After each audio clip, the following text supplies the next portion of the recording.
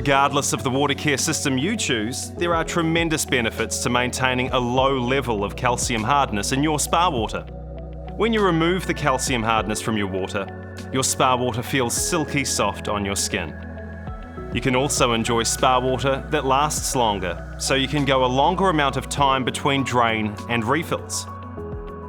And by removing the calcium hardness from your spa water, you can help protect important spa pool components like your jet pumps and heater that can be damaged if scale buildup occurs.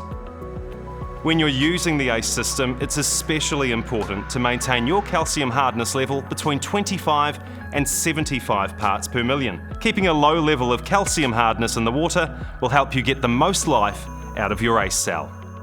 Your fill water will fall into one of three categories. You'll either have soft water, water of average calcium hardness, or water that has an especially high level of calcium hardness. If you're in the first category and you have soft water, congratulations, you don't need to do anything more to your water before filling your spa pool. If you have water of average calcium hardness, you'll need to use the Vanishing Act calcium remover to decrease your hardness and get into that OK range of between 25 and 75 parts per million. If you're in that third category and you have a calcium hardness level that is higher than 150 parts per million, we suggest you contact your local dealer to ensure that you start your spa pool with the best water possible and eliminate the likelihood of any problems occurring as a result of high levels of calcium hardness.